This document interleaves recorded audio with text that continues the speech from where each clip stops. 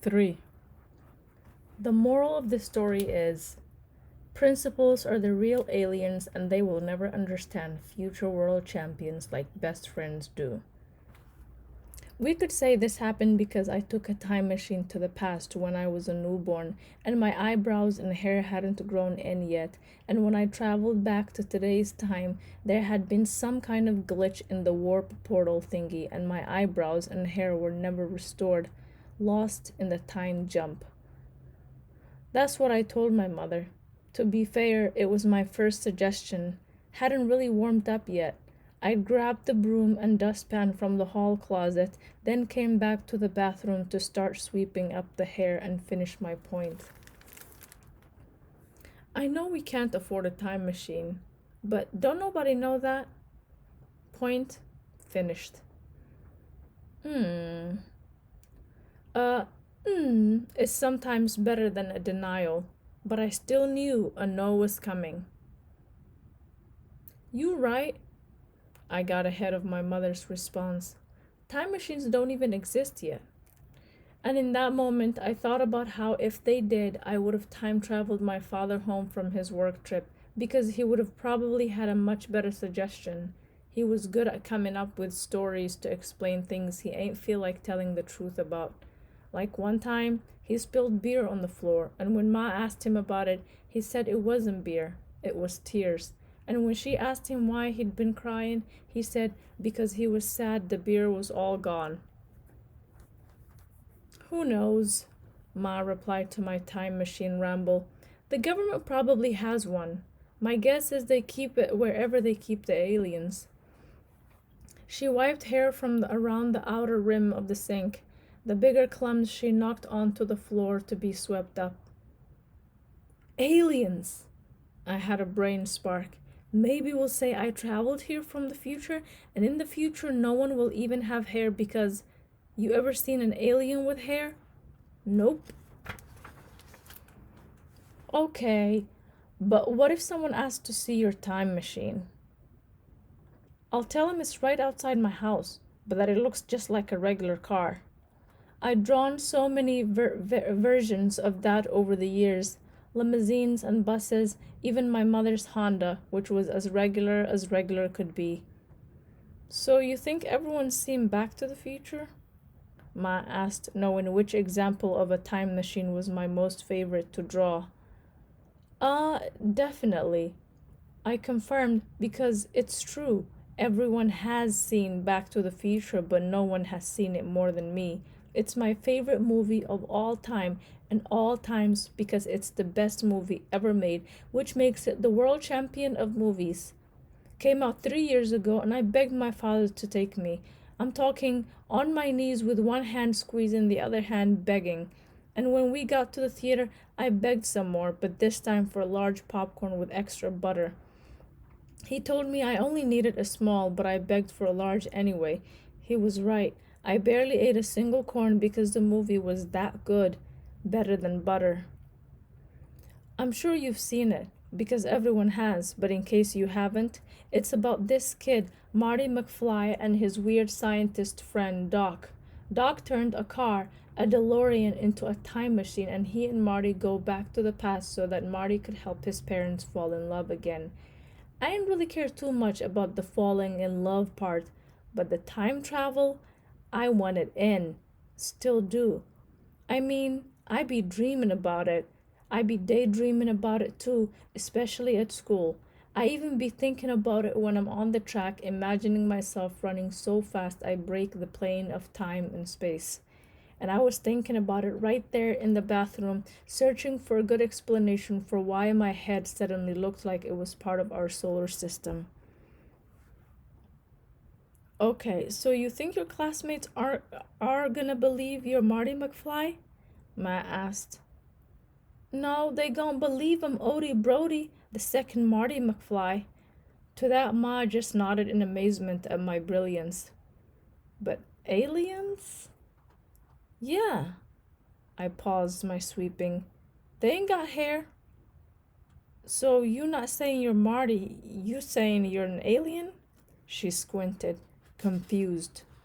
No, but now that you mention it, Yes, I said with an up down, a single serious nod. And that's the real reason I can run so fast. But I thought you wanted to be teased less. Mom made a good point. If I told people I was an alien, Quentin would just call me alien head or UFO head or something like that, and I'd be right back where I started. I offered a change of plans. Well, I mean, we could just say it fell out. Overnight?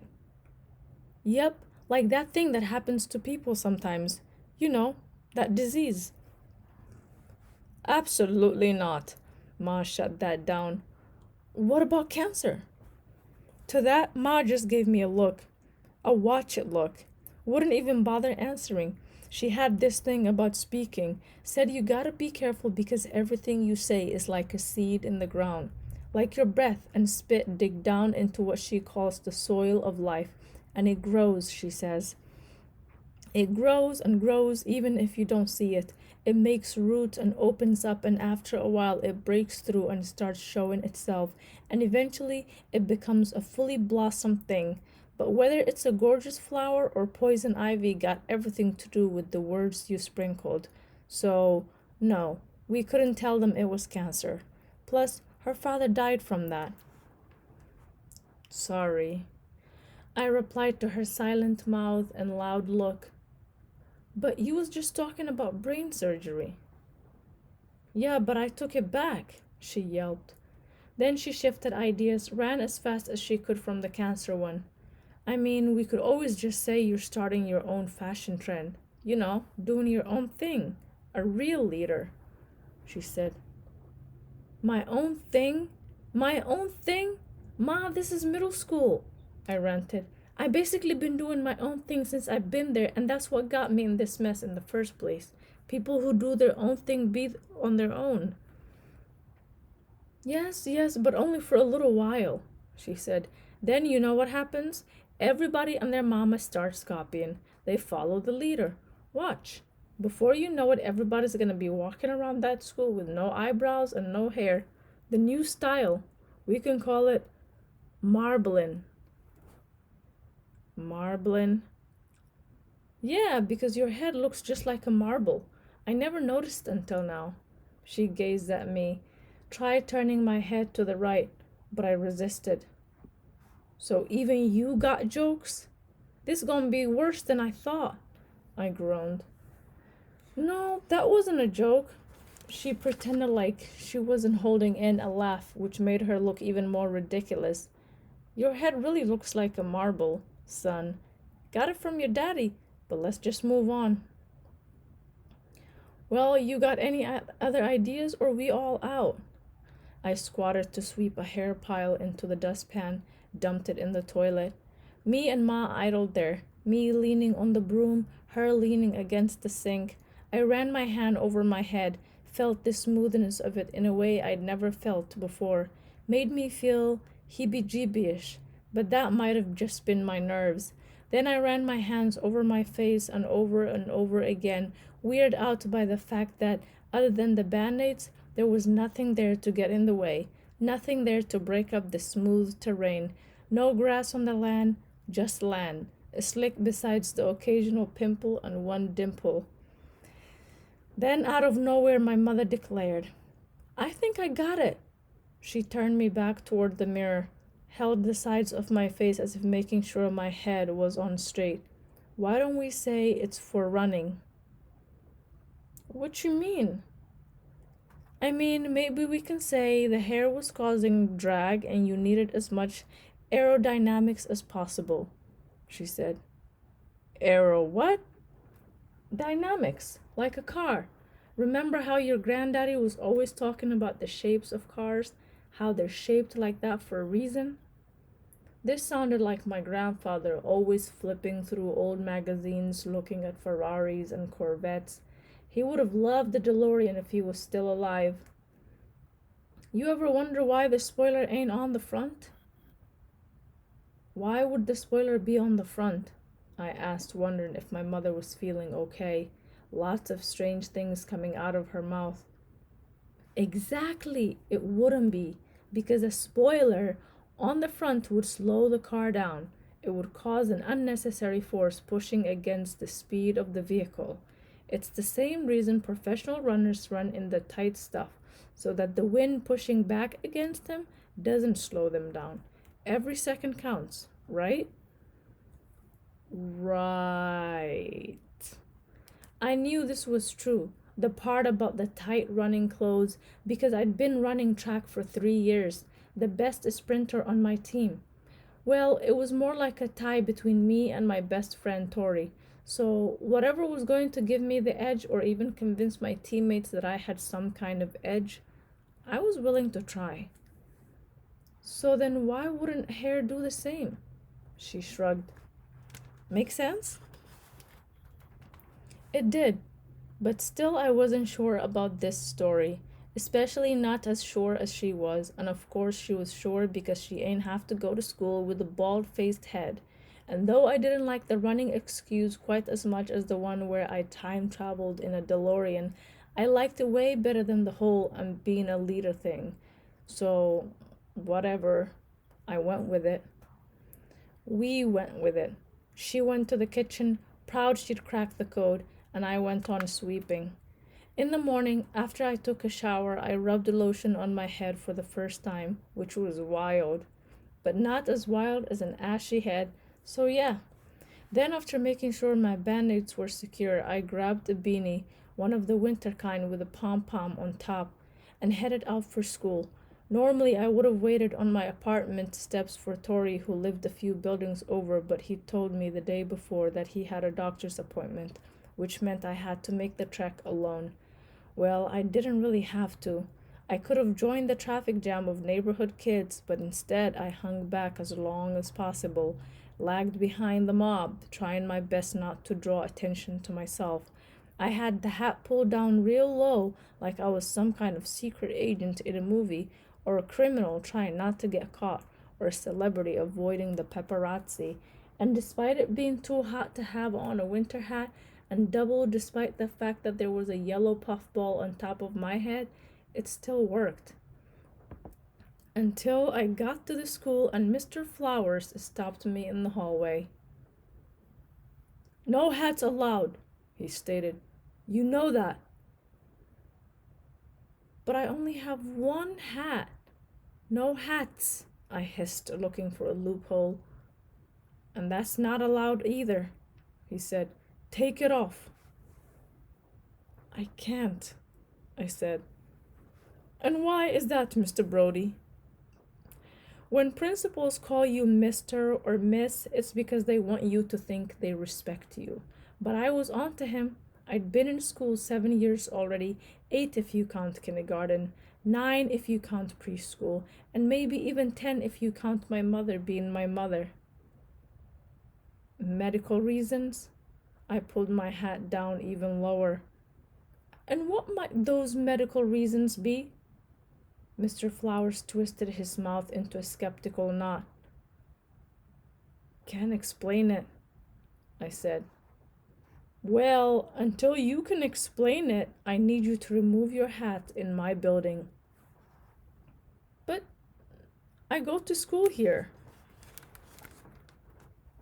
"What does that have to do with anything, Mr. Brody?"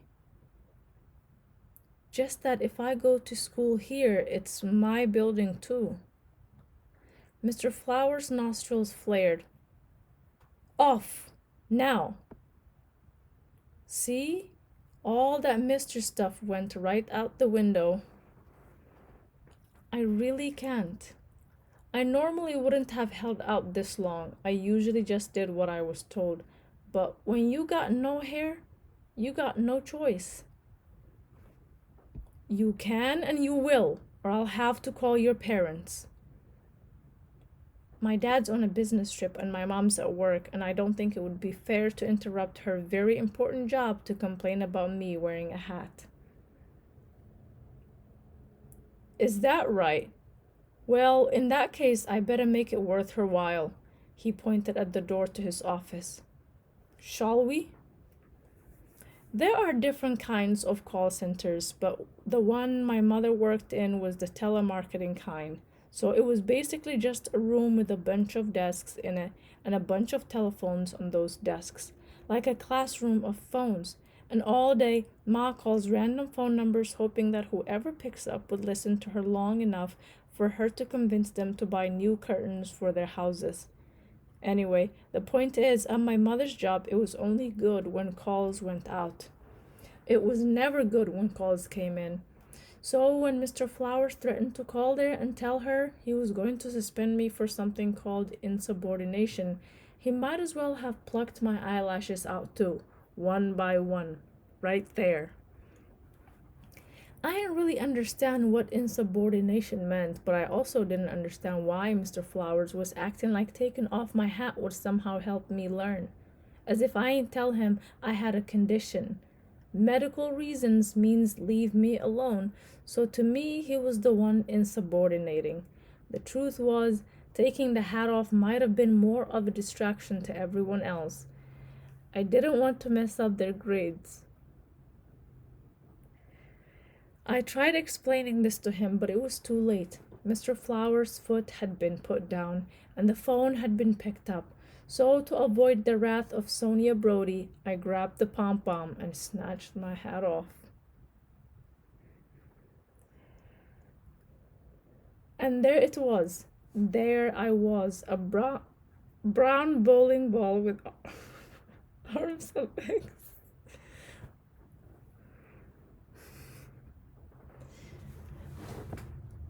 Oh, Mr. Flowers couldn't hide his shock. He put the phone back on the hook. What happened? It's a little too late to care, Mr. Flowers, I said, turning up the drama. I always care, but I have a job to do, son. He'd soften his tone, I guess because I did what he told me to do. Adults turn back to nice when they get their way. They spoil like that. So, tell me.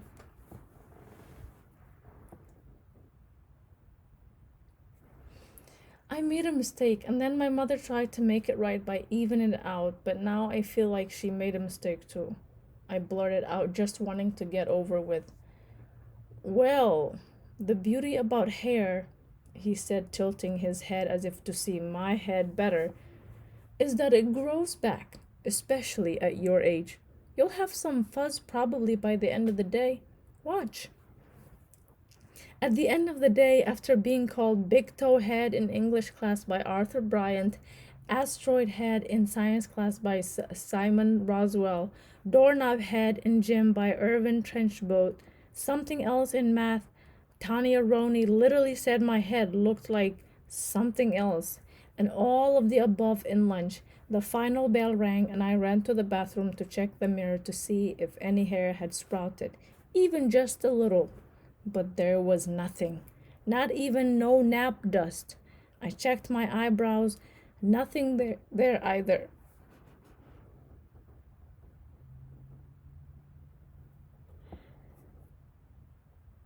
And then the toilet flushed, which startled me because I thought I was alone.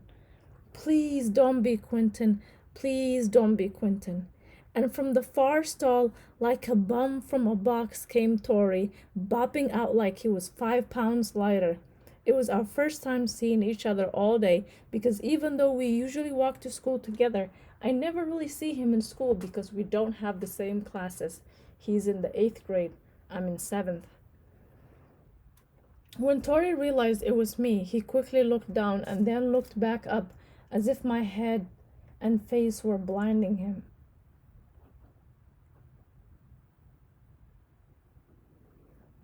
What? I said, digging my backpack for my hat, yanked it back down on my head.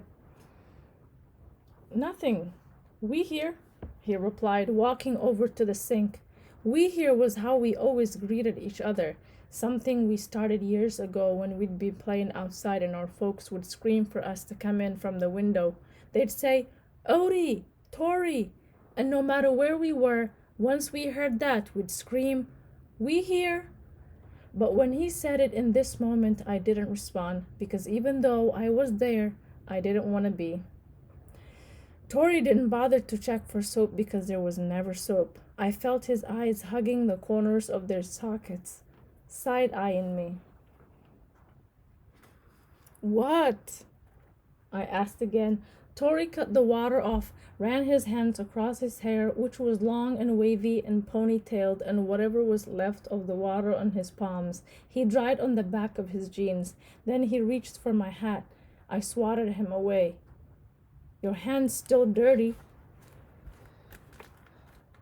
I just washed them. Not with soap. Stop acting like you use soap. You do know you in the bathroom too, right? Yeah, but I ain't go, I explained, trying to make myself seem better. Whatever. I was just wondering. How come? He asked. Like, what made you? He tried for the hat again, but I swayed out of reach, then took it off myself.